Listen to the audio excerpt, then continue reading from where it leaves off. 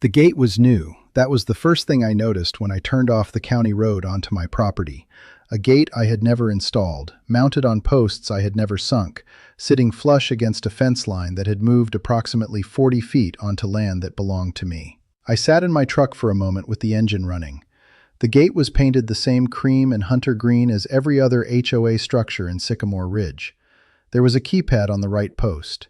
A small brass placard beneath it read, "Sycamore Ridge, residents only." I had been gone 11 months. I had left in February of the previous year to manage a family situation in another state, the kind of situation that doesn't resolve quickly and doesn't allow for much else. I had locked the house, forwarded my mail, and told exactly 3 people where I was going. The HOA was not among them. The land behind that gate, the 10 acres of timber, creek bottom, and open meadow my grandfather had owned before my father had owned it before I did, was sitting behind a lock that I did not have the code to. I did not honk. I did not get out and pull on the gate. I put the truck in reverse, backed out to the county road shoulder, and took a photograph of the gate, the keypad, the placard, and the fence line. Then I called my attorney. That photograph became Exhibit A. My name doesn't matter for what follows. What matters is this. I am 61 years old, retired from 32 years as a licensed civil engineer, and I have owned that 10-acre parcel outright since my father's estate closed 12 years ago. I paid the inheritance taxes. I pay the property taxes every November, on time, without exception. I have never missed a payment and never disputed an assessment. I am not a man who raises his voice. I am not a man who attends HOA meetings to argue about fence staining or holiday lighting ordinances. I own land that predates the subdivision surrounding it by 45 years, and I have always regarded that fact the way you regard the deed in a fireproof box, something you don't need to think about until you do. The land itself, a timber stand of mixed hardwood and pine running along the northern boundary, dense enough that it goes dark in there by 4 in the afternoon in November. A spring-fed creek through the middle, runs south in wet years, slows to pools in dry ones. The southern portion is cleared meadow where the house sits, with a gravel pull-through my father had maintained along the eastern edge, and a gap in the natural tree line that gives vehicle access down to the creek bank. That gap matters. It will matter a great deal before this is over. 10 acres is not a farm. It is not a development opportunity.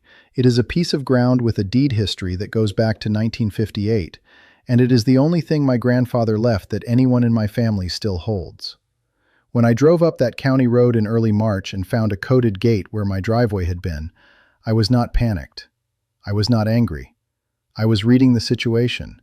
I had 32 years of reading situations for a living, and this one, for all its audacity, had a structure I recognized. Somebody had made a move on something that wasn't theirs.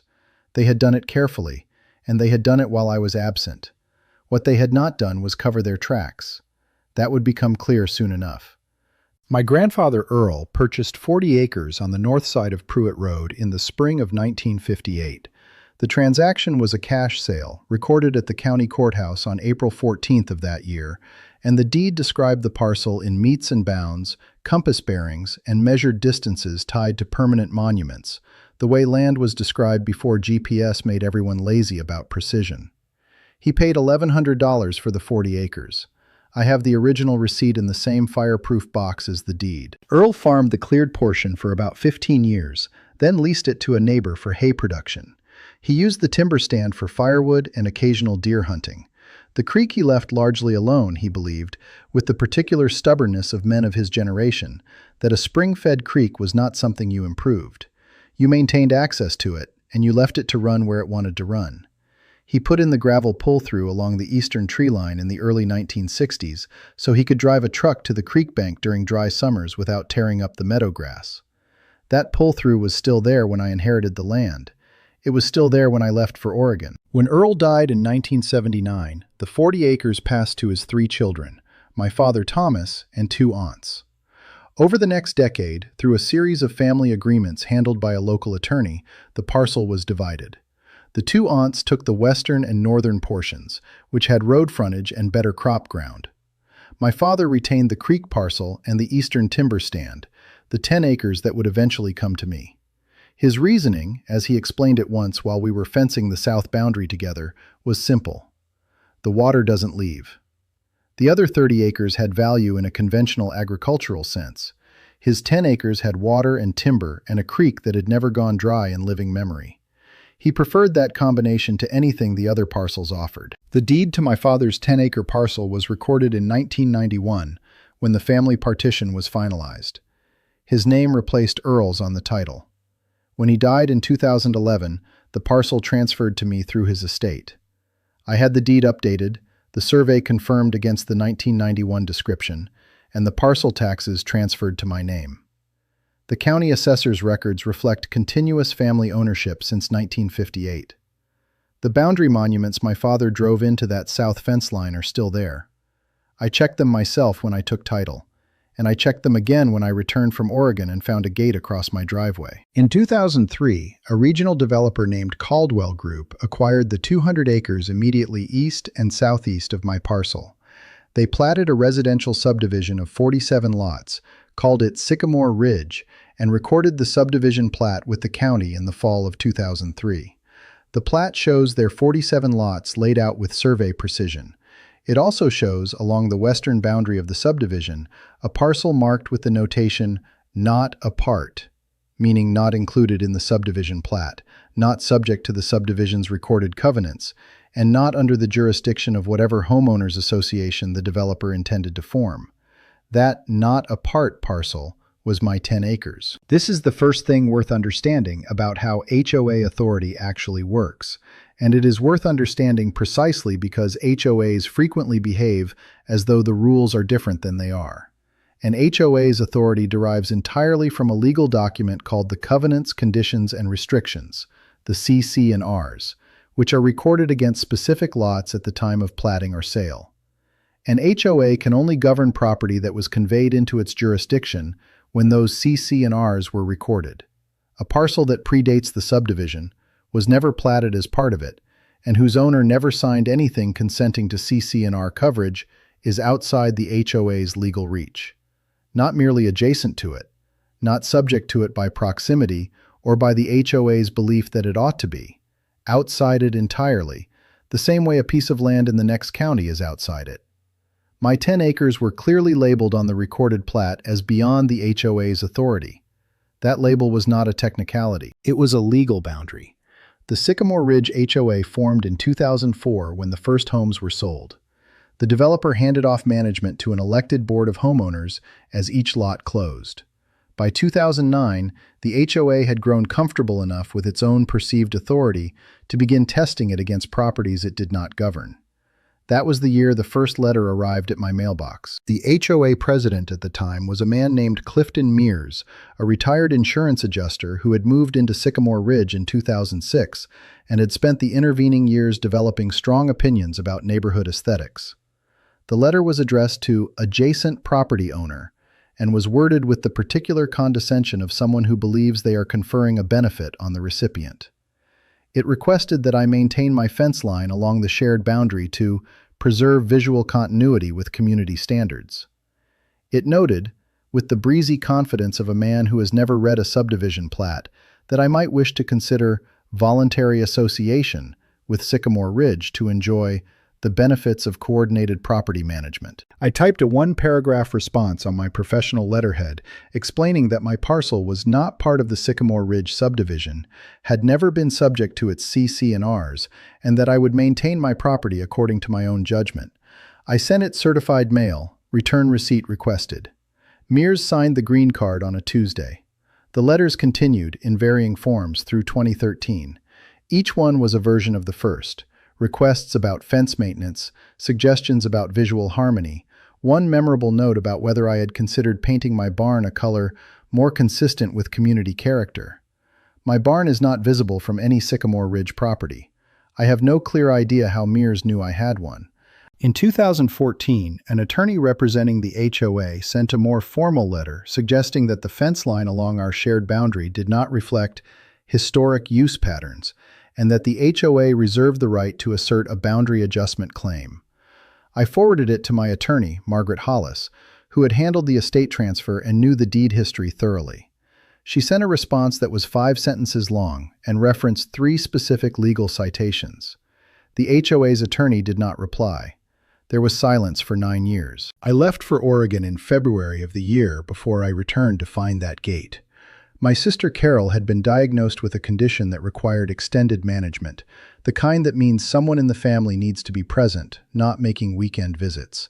I locked the house, set the well pump to winterization mode, reduced the utilities to a maintenance level, and arranged for my neighbor across the road, Dale Pruitt, no relation to the road, though people always ask, to check my mailbox twice a month and call me if anything looked wrong.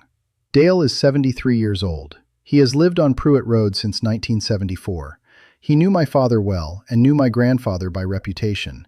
He is the kind of man who will tell you exactly what he saw and nothing more. No embellishment, no interpretation, no editorializing. That quality made him, as it turned out, exactly the right witness. I packed for 2 weeks and stayed 11 months. Carol stabilized in October. I finished what needed finishing through November and told her I was heading home in early March. I did not notify the HOA of my departure or my return. I had no legal obligation to do so. It had not occurred to me that I needed one. 3 months after I left, in May, Dale called and left a voicemail. The message was 6 sentences long. Equipment on my fence line. 2 men in shirts with the Sycamore Ridge logo. Survey flags along the eastern boundary. He didn't know what they were doing, but thought I'd want to know. I called Dale back that evening. He sent me 3 photographs from his phone. A skid steer parked 20 feet inside my eastern tree line, 2 men in matching HOA logoed shirts walking the fence line with a measuring wheel, and a row of orange survey flags driven into the ground at intervals along a line that was clearly not my recorded boundary. The flags were approximately 40 feet east of where my fence had always stood. I forwarded those photographs to Margaret Hollis the same night. She sent a cease and desist letter to the Sycamore Ridge HOA board within 72 hours. The letter was specific.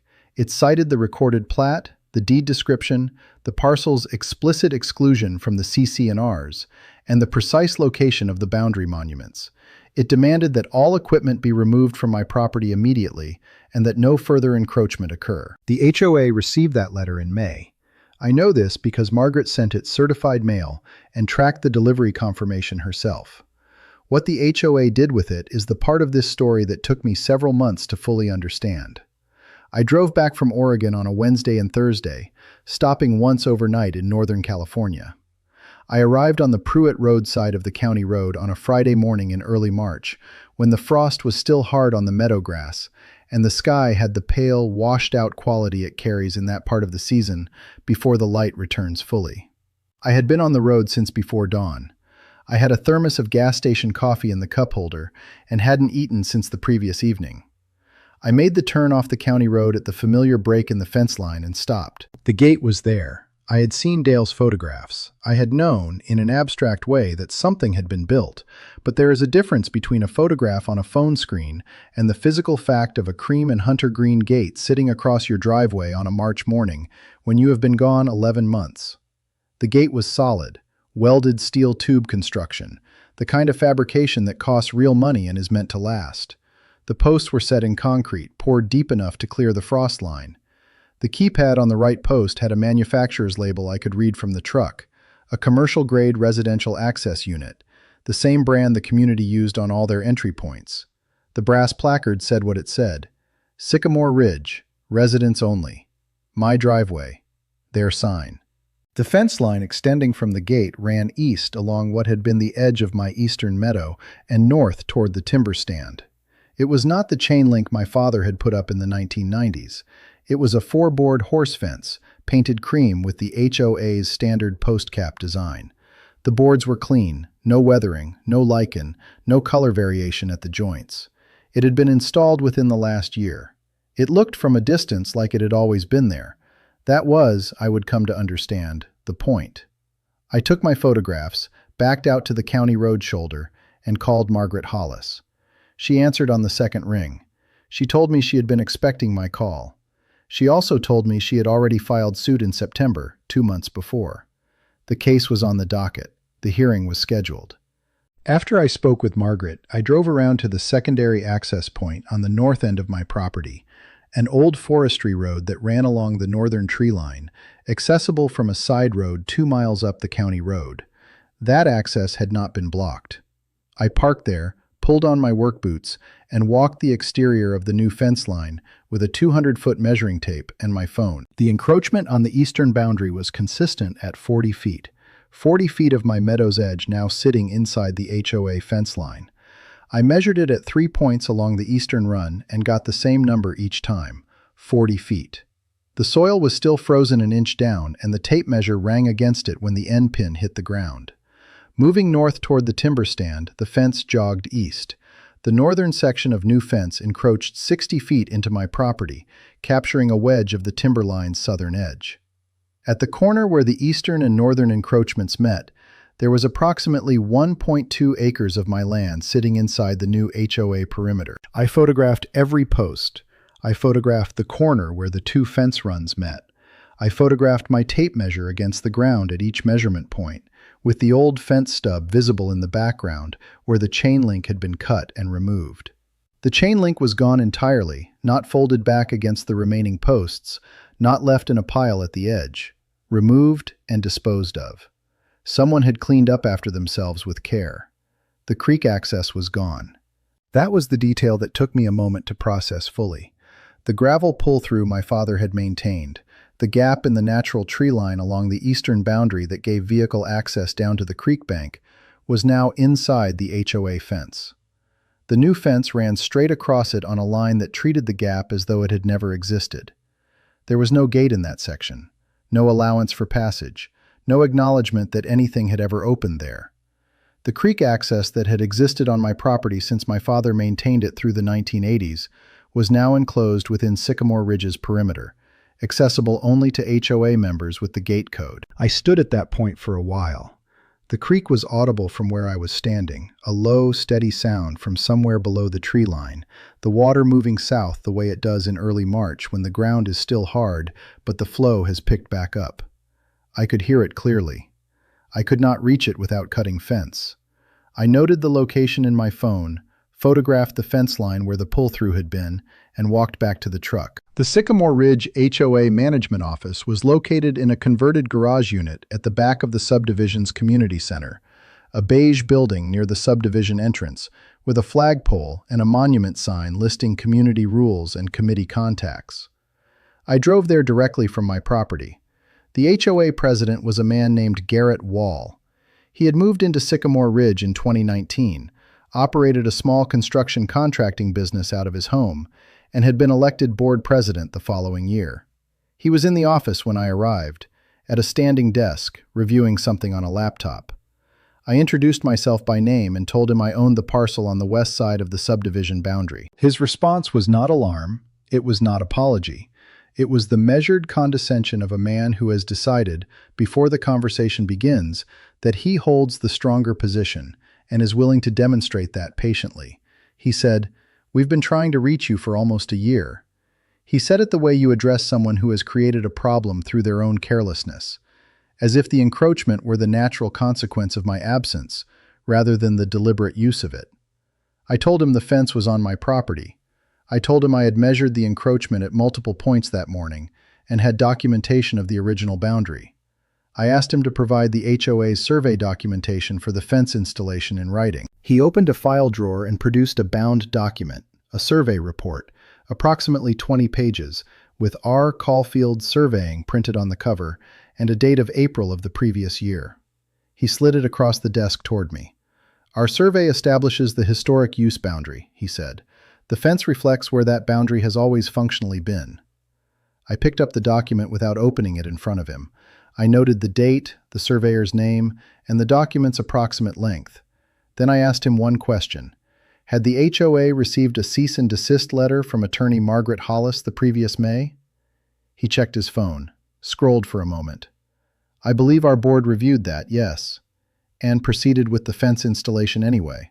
He said the board had consulted with their legal counsel and determined that the historic use boundary supported their position. Here is what Wall understood, and what I suspected he understood even as he was saying it. There is a legal doctrine called adverse possession that allows a party to claim title to land they have occupied openly and continuously, without the owner's permission, for a statutory period. The specific duration varies by state, commonly between 7 and 21 years, and the clock runs only when use has been uninterrupted and uncontested. An HOA commissioning a historic use study does not create adverse possession. Only a court can adjudicate that claim after a full evidentiary hearing, and only if every element of the doctrine has been satisfied independently. A survey report prepared at the HOA's direction, referencing whatever materials Caulfield had chosen to rely on, was an advocacy document. It would carry exactly as much legal weight as a judge decided it deserved, and not an ounce more. I thanked Wall for his time. I asked whether the HOA had minutes from the board meeting at which they had voted on the fence project. He said the management company would send them over. I walked out with the Caulfield survey under my arm.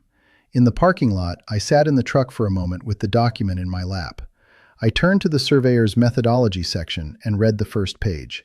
Caulfield had noted his primary reference as a 1987 aerial photograph. He had listed the recorded plat as a secondary reference. In a boundary dispute over land with a deed traceable to 1958, a 1987 aerial as the primary reference and a recorded plat as secondary was a sequence that told you something about the conclusion the survey had been commissioned to reach. I closed the document and set it on the passenger seat. I called Margaret Hollis and told her I had it. She said, "Good, I want Bernard Oakes to look at that before next week." I drove the long way home, past the north access point, down through the Timber Stand side road, back out to Pruitt Road. I passed Dale's mailbox. His truck was in the driveway. I waved. He waved back. Neither of us stopped. I had a lot of reading ahead of me. Margaret Hollis had not spent 11 months waiting for me to come home. She had sent the cease and desist in May. When no response came in 30 days, she sent a follow-up. When the follow-up produced silence, she began the process of obtaining the HOA's records under the state's HOA Transparency Statute, the law that requires associations to make certain records available to members and, in some circumstances, to parties with a documented legal interest in the association's actions. She filed a formal records demand in July. The HOA's management company produced a partial response in August. She filed suit in September, 2 months before I came home, on the basis of what she already had. The lawsuit was on the docket, and the hearing date was set when I drove up Pruitt Road and found the gate. I did not know the full scope of what she had gathered until I sat down with her the week after my return. She had a 3-inch binder on her conference table. She walked me through it section by section, sequentially, without editorializing, letting each document establish its own weight before moving to the next one. What the binder contained, by the time we were finished, was a complete chronological account of exactly what had happened to my property while I was managing my sister's health situation 1,200 miles away. It was detailed and precise and, in places, difficult to read, not because it was emotionally charged, but because it was so thorough. When a paper trail is this complete, it means someone kept records carefully. In this case, the HOA had kept records carefully. They simply had not considered that those records would eventually be reviewed by a court. The relevant board activity began in April of the previous year, 2 months after I left. The HOA held its regular monthly meeting on the second Tuesday of April, as it did every month. The meeting had 5 agenda items. Item 4 was listed as Western Boundary Review. The minutes from that meeting showed a board discussion of approximately 45 minutes on the subject of the western boundary, the boundary my parcel shared with the subdivision. Wall presented what the minutes described as a boundary opportunity assessment he had prepared with the management company's assistance. The assessment argued that the current fence line did not reflect historic use patterns, and that the HOA had grounds to assert a corrected boundary. One board member, a woman named Irene Tasker, who had served on the board since 2020, raised a concern. Her exact words, as recorded in the minutes: "Proceeding without a title opinion is premature and potentially actionable." She asked whether the board had obtained a written legal opinion from an attorney specializing in property title before commissioning a survey. Wall said the board's general counsel had been consulted. Tasker asked whether that consultation had produced a written title opinion. It had not. The board voted 4-1 to commission the Caulfield survey and proceed with what the minutes called boundary establishment activities. Irene Tasker cast the dissenting vote. She resigned from the board in June. The minutes of her final meeting, which the management company had also included in the records production, noted her departure in a single line. Board member I. Tasker submitted resignation effective June 14th, accepted by majority vote. Board thanks Ms. Tasker for her service. No discussion was recorded. No vote was taken on replacing her. The board continued operating at 4 members for the duration of the fence project, which meant the 4 members who had voted for the project were the only ones making decisions about it, approving invoices, reviewing the contractor's progress, signing off on the keypad installation. Margaret pointed to Tasker's recorded objection and set her pen on the table. The word actionable appears in their own minutes, she said, written by their own board member before they did a single thing. She let that sit for a moment. A dissenting board member warning that the project was legally risky on the record before the vote. That is not something you can characterize as good faith reliance on professional advice. They were told it was risky by someone sitting at their own table. She did not say anything further about it. She moved to the next tab in the binder. The HOA paid R. Caulfield, surveying $6,200 for the easement study. The invoice was dated May 15th and paid from the HOA's Capital Reserve Fund on June 3rd. They paid a fencing contractor, Bridger Construction, $34,700 for the fence installation, invoiced in August and paid in September, also from the Capital Reserve Fund. The combined expenditure from the reserve was $40,900. HOA Capital Reserve Funds are collected from homeowners through regular assessments, held for anticipated major future expenses, roof replacement on community structures, road resurfacing, irrigation system overhaul, that kind of capital maintenance. Reserve studies are conducted periodically by independent analysts to determine how much the fund should contain to cover projected costs over a 20 to 30-year horizon. Using reserve funds for expenditures outside the reserve study's defined scope, including legal proceedings and property expansion, typically requires either a membership vote or specific authorization under the association's governing documents. The Sycamore Ridge governing documents, as Margaret had reviewed them, required a 2/3 membership vote for any non-maintenance expenditure exceeding $10,000 from the reserve fund. No such vote had been held. Both payments had been authorized by the 4-person board majority alone, without disclosure to the general membership and without a vote. Margaret had flagged this in her filing and had also notified the state HOA Regulatory Office, which maintains oversight authority over associations operating in violation of their own governing documents. The regulatory referral was under review. Bernard Oakes had reviewed the Caulfield survey before I met with Margaret that week. Oakes is a licensed land surveyor with 30 years of experience, most of it in boundary dispute resolution. Margaret used him consistently in property litigation. He had annotated the Caulfield document throughout in red pen, and his rebuttal report ran 11 pages. His primary finding? Caulfield had not based his historic use boundary determination on the recorded plat or the original deed's meets and bounds description, the 2 documents that define legal title in any boundary analysis. Instead, Caulfield had used a 1987 aerial photograph of the property as his primary reference for where the fence line had historically been located. The 1987 aerial showed a fence line running approximately 40 feet east of my recorded eastern boundary on the southern portion and approximately 60 feet east on the northern section. Oakes had found the explanation. In a footnote to his rebuttal report, he documented that the winter of 1986 to 1987 had been one of the heaviest snow years on record in that county, verifiable through National Weather Service data and the County Agricultural Extension's crop impact report filed that spring. My father, according to those same extension records, had erected a temporary snow fence that winter along the eastern side of his property to prevent drifting snow from burying the meadow entrance and blocking access to the outbuildings. Snow fences are not permanent structures. They are not property boundary markers. They are portable barrier systems, typically orange or green plastic mesh on metal stakes, designed to be installed before the season's first heavy snowfall and removed in spring when the drifting risk passes. They are positioned to intercept wind-driven snow before it reaches what you are protecting, which means they are placed some distance in front of the actual boundary, not at it. The 1987 aerial had been photographed in January, at the height of that winter, My father's temporary snow fence was visible in the image, running roughly parallel to, but well east of the actual recorded boundary line, because that is precisely where a snow fence would be placed to do its job.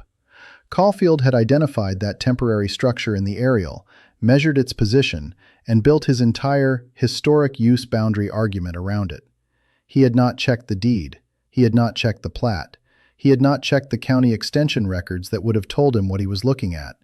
Oakes's conclusion, in the flat language of professional survey reports, the Caulfield survey does not establish a historic use boundary consistent with any recorded instrument of title and relies upon a reference feature subsequently identified as a temporary seasonal structure with no legal boundary significance. I called Dale Pruitt the afternoon after my meeting with Margaret.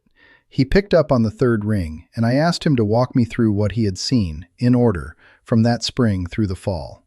He did. The survey crew had arrived in late April, 2 men in a truck, spent 2 days on the eastern boundary with equipment he described as tripods and measuring devices. They had not spoken to him. The fencing crew came in mid-July, 4 men, 2 trucks, a post-hole digger mounted on a skid steer. They worked 3 days straight, starting early and finishing past 6 each evening. In August, Wall and 2 men Dale recognized from previous HOA activity walked the completed fence line on a Saturday morning. They carried what appeared to be a county plat map, folded to show the relevant section. They spent about an hour out there, pointing at things and taking their own photographs. I asked Dale why he hadn't called me again after the first voicemail, back in May. He was quiet a moment. "I figured your lawyer was handling it," he said. "You'd sent a letter, they were still out there. I thought that meant you knew and were moving on it legally. I probably should have called again when the fence went up." A pause. "I'm sorry about that." I told him the May photographs were already in the court record and had been from the beginning. He had done exactly the right thing when it mattered. "Whatever you need from me," he said, "just ask." I thanked him and we hung up. Outside my window, the meadow was showing the first pale green of early spring at its edges, the cool weather grass coming in before anything else. The cream and hunter green fence still ran across the eastern boundary, clean and solid, holding the same position it had held since July. It would stay there until a judge said otherwise. That judge's calendar said 6 weeks. There was a document in Margaret's binder that I had not reached yet when she set her pen down and told me to take a break before the last section. That was unusual for her. She is not a dramatic person, and she does not stage her presentations. When she told me to take a break, I understood that what came next was different from what had come before. The final tab contained an email thread, 12 messages, printed on standard paper and flagged with a post-it note that carried a single word. Subject line. The thread ran from March 4th through March 11th of the previous year, 3 weeks after I left for Oregon. The participants were Garrett Wall and the HOA's management company representative. The subject line read, "Pruitt Road Parcel, Opportunity Window." I read the thread twice before I said anything. The first message, from Wall, was dated March 4th. It read, "As we discussed, with the property sitting vacant, now is the time to establish the boundary we've always wanted. Owner appears to be out of state on an extended basis. Recommend we move quickly on the survey before conditions change." The management company representative replied the following day. "Agreed. Caulfield is available 3rd week of April. Shall we put it on the agenda for the regular meeting?" The remaining 10 messages concerned scheduling, logistics, and contractor contact information. I set the thread down on Margaret's conference table. Outside her window, the parking garage across the street. I looked at it for a while. "They planned it around my absence," I said. "They documented that they planned it around your absence," Margaret said, "which is a materially different situation." She was right, and the distinction matters enough to sit with for a moment. The Caulfield survey, the April board vote, the ignored cease and desist, the fence installation, before the email thread, I had processed all of these as a sequence of institutional overreach by a board that had convinced itself it was acting within legitimate authority. That is a common enough thing. HOA boards frequently persuade themselves of positions that a property attorney would dismantle in a single consultation. They operate without external checks, they elect their own leadership, and they can develop a collective certainty about what they are entitled to do that has very little relationship to what the law actually permits. But the email thread changed the nature of the entire sequence. The encroachment had not been a project the board had conceived independently through their own institutional reasoning. It had been conceived as an opportunity, specifically, as an opportunity created by my absence. Wall had used those exact words. Now is the time. He had identified the vacancy of my property as the window. He had moved to use that window before it could close. That was not institutional overreach. That was intentional trespass, time-stamped and documented in the trespasser's own language, written before any equipment had been deployed. The creek access was the reason. I had understood from the moment I measured the fence line that the encroachment had a logic beyond simple boundary aggression. Taking 40 feet of meadow edge gains the HOA nothing of practical use. Flat meadow bordering common HOA land is not an asset worth the legal exposure of a documented trespass. The creek access was different. It was specific and irreplaceable. There is no other vehicular access to the creek from the subdivision side. The terrain prevents it. The only way in was through my pull-through. Among the documents Margaret had obtained was a planning report from a 2021 board meeting, 2 years before I left for Oregon. The report was titled Long-Range Community Amenities Vision and had been prepared by the management company. On page 4, under a section headed Future Trail and Recreation Development, was this line: Creek corridor access on western boundary identified as priority amenity. Current access obstructed by private ownership. Requires resolution. Private ownership. Requires resolution. They had been looking at my creek access for 2 years before I left. They had identified it as something they wanted, and noted that the obstacle was the fact that it belonged to someone else. When I left for Oregon in February, Wall wrote an email on March 4th with the subject line, Opportunity Window. Margaret explained the legal consequence. Because the encroachment was intentional, documented, deliberate, timed to exploit the owner's absence, the case was no longer just a boundary restoration matter. Under the state's trespass statute, intentional trespass on real property carries statutory damages beyond the cost of restoration. The fair rental value of the land taken for the duration of the encroachment, documented investigative costs, and at the court's discretion, treble damages when the trespass is found to have been willful. She had amended the complaint to reflect all three. She had also made certain the email thread would be the last thing Judge Vance read before the hearing began. I asked who Judge Vance was. Margaret told me, the Honorable Carol Vance, County Circuit Court. 12 years on the bench, former property litigation attorney. She will read that email once, Margaret said, and she will understand everything. I asked how long until the hearing. 6 weeks, she told me, already scheduled, already on the docket. All I had to do was show up. I drove home that evening on the long route, past the north access and through the Timberside Road, the way I sometimes drove when I wanted to see the property from above before coming down to it. The meadow was visible through the trees, the cream fence line running across it, clean and permanent looking, the HOA's placard catching the last of the light from the county roadside. 6 weeks is not a long time. I had waited longer for things that mattered less. The County Circuit Court sits on the second floor of a building that also houses the assessor's office and the county clerk's recording window. The courtroom is standard county issue, hard fluorescent panels overhead, laminate tables in 2 rows facing the bench, a low gallery separated from the hearing area by a wooden rail that has been refinished enough times it has lost most of its original grain. The windows on the east wall face a parking garage. The bailiff, a heavy-set man of about 60, was reading something on his phone when I came in. I arrived 20 minutes early and took the plaintiff's seat with Margaret on my left. She had the binder. She also had a separate accordion folder that I had not seen in our previous meetings. She organized her materials without speaking, in the particular focused quiet that precedes something she has been building toward for months. Dressler came in 10 minutes later. Philip Dressler was the HOA's retained counsel, brought on approximately 2 weeks before the hearing, based on the date of his appearance in the court filings. He was professional and composed in the way that an experienced attorney is composed when they have read a file quickly and made the best of what they found. He sat up across the table with practiced ease. He had a color-printed exhibit, the Caulfield Survey, formatted for courtroom presentation and mounted on foam board. He leaned it against the wall to his right, where it could be seen from the bench. Garrett Wall sat behind him in the gallery. He was the only HOA representative present. None of the other board members had come. The 4 members who had voted for the fence installation in April of the prior year were, on the morning of the hearing, absent. Judge Carol Vance entered at precisely 9 o'clock. The bailiff called the room to order without ceremony. She took her seat, reviewed the case file for approximately 2 minutes without speaking, and then looked up. "This is a motion for injunctive relief and declaratory judgment on a property boundary dispute," she said. "Plaintiff holds title to a 10-acre parcel adjacent to the Sycamore Ridge subdivision. Defendant HOA asserts a boundary line approximately 40 feet east of the plaintiff's recorded eastern boundary on the southern section and 60 feet east on the northern section, based on a historic use determination." She looked from Margaret to Dressler. "Is that an accurate summary of the positions?" Margaret said it was.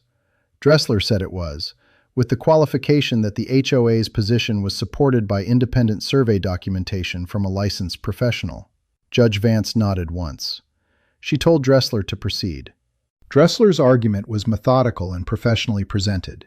He walked through the Caulfield survey in sequence, explaining the concept of historic use boundary determination, that physical occupation of land over an extended period can establish a functional boundary even where the recorded deed description differs. He noted that the plaintiff's 11-month absence was inconsistent with active boundary maintenance, and suggested that the HOA had acted in good faith based on available evidence.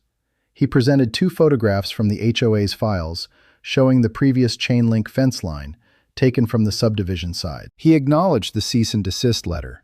He stated that the board had reviewed it with legal counsel before proceeding and had determined, based on that consultation, that the historic use boundary supported their position.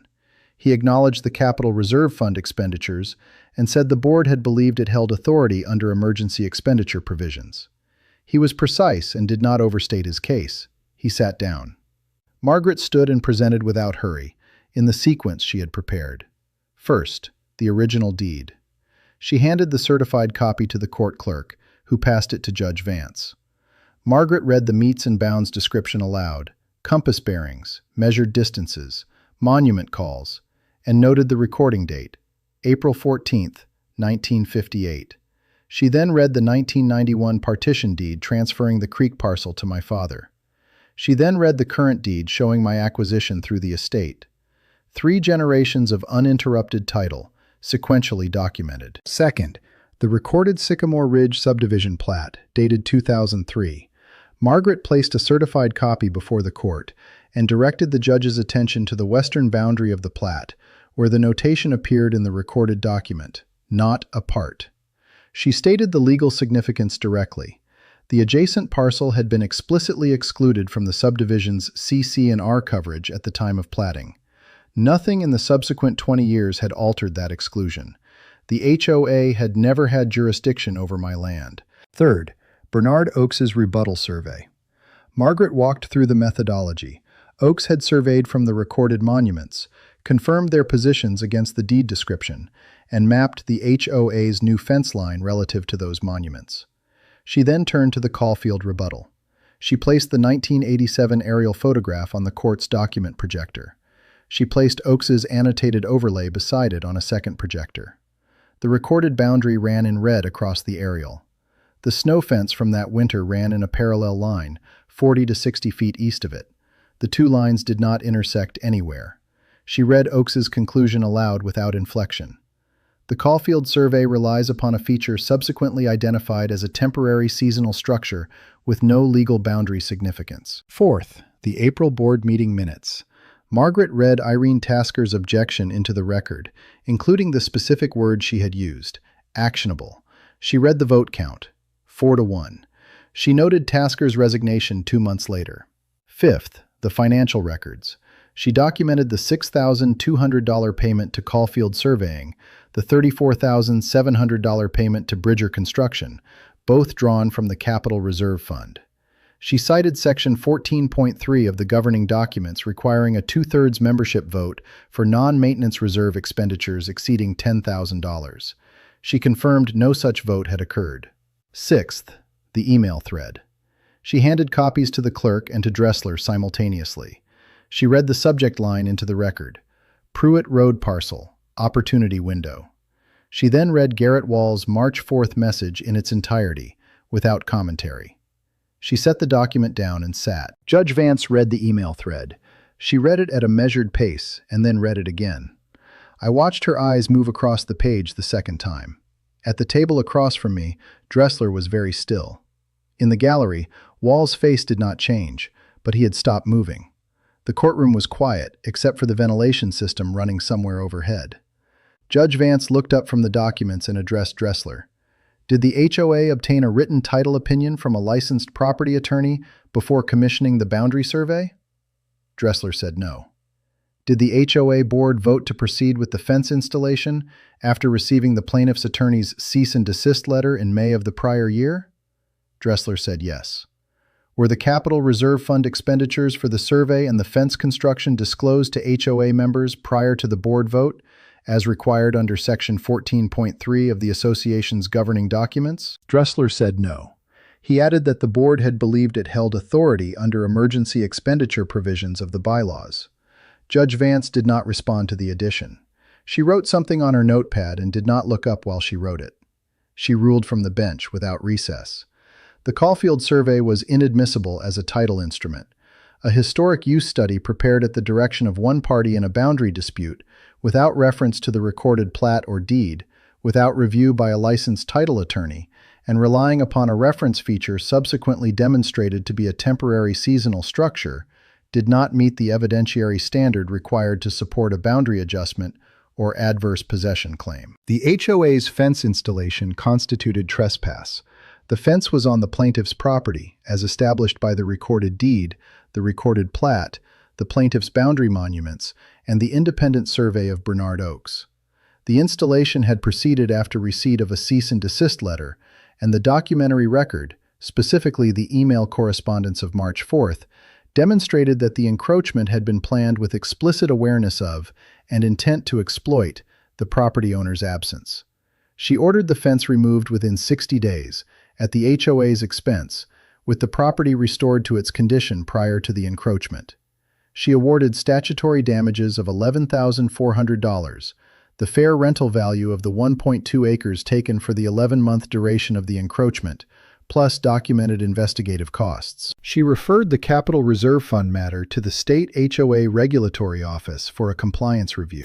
She noted in her oral ruling that unauthorized use of reserve funds for non-maintenance expenditures, particularly expenditures resulting in adverse litigation outcomes for the association, was a matter warranting regulatory attention and potentially personal board member liability. She delivered all of this at the same measured pace she had used when summarizing the dispute at the start of the hearing. When she finished, she closed the folder and moved to the next case without pause. Dressler closed his binder. He said something quietly to Wall in the gallery. Wall gathered his jacket from the seat beside him and left without making eye contact with anyone at the plaintiff's table. Margaret put her pen in her bag and handed me the stamped copy of the ruling the clerk had produced. She did not say congratulations. She said, 60 days. I read the number, $11,400, and looked at the date on the ruling, late April. Outside the courthouse windows, the parking garage. The sky above it was clear and pale blue, the kind of light that means the meadow grass back home would be fully green by now. The fence came down on a Tuesday in May. I know it was a Tuesday because I had blocked the morning on my calendar 2 weeks in advance, the way you block time for things you want to be present for without making a ceremony of them. A two-man crew arrived at 7:30 in a flatbed truck with a post puller mounted on the hydraulic arm. They were subcontractors, not Bridger Construction, who had installed the fence, but a different outfit hired by the HOA's management company to handle the removal. They introduced themselves, and I walked them through the boundary stakes I had redriven the previous week, marking the full extent of the encroachment per the court order's specifications. They measured against their work order. The numbers matched. No one from the HOA was present. The post puller made a particular sound when it engaged, a low hydraulic groan followed by a dry crack as the concrete footing separated from the subsoil. The first post came out with a clump of red clay still clinging to the base. The operator set it down without ceremony on the flatbed deck. The second man followed behind, working the fence boards free where the posts had been, and stacking them in 4-board sections against the truck's side rail. The boards were still clean, no weathering in the 10 months they had been up, the cream paint still uniform. They worked steadily through the morning. By 10 o'clock, they had cleared the southern run of the eastern boundary. By noon, they had the corner post out and were moving north along the timber line. The cream boards came down section by section and went onto the flatbed in a growing stack that made the whole installation look considerably smaller in pieces than it had looked standing. The keypad post took the longest. The concrete footing was poured deeper than the others, and the post puller had to engage it from 2 angles before it broke free. When it finally came out, the keypad was still attached to the post, blinking a slow green light at the open meadow. By 2:30, the fence was down and loaded. The crew swept the work zone, pressed the disturbed soil around each post hole with a hand tamper, and filled the holes with topsoil from a bag in the truck bed. They worked without conversation. When they were finished, the lead man handed me a completion form to sign, per the court order's documentation requirements. I signed it. They drove out to Pruitt Road and turned south. I walked the boundary after the truck left.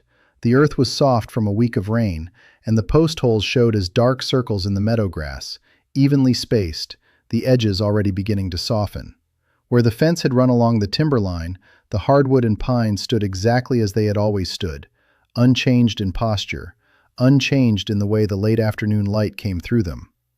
The creek access pull-through was clear. My father's gap in the tree line, which had been enclosed behind a coated gate since July of the prior year, was open again. I drove the truck through the pull-through for the first time since February of the year before. The gravel was intact under the light overgrowth.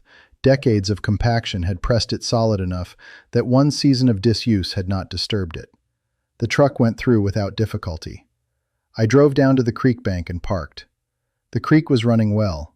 It had been a wet spring and the water was coming over the limestone shelf at the north bend in a clean, low rush, moving south the way it does from March through June before the summer heat pulls the flow back. A pair of wood ducks lifted off the far bank when I came through the tree line and were gone into the eastern timber before I had fully stopped. The air down at the creek carries a particular mineral smell in wet years, limestone and moving water, that you cannot get from the meadow side. You have to be at the bank. I sat on the tailgate for a while. There was nothing particular to think about down there. The creek ran the way it always ran. The timber held the afternoon light the way it always held it. Whatever had been imposed on this land for 11 months was gone, and the land had not registered the imposition in any way I could detect. On the way back out to Pruitt Road, I stopped at Dale's mailbox. His truck was in the driveway, and he came out onto the porch when he heard me idling. He walked over and leaned on the window frame the way he used to when he'd stopped my father on that same road. "How'd it go today?" he said.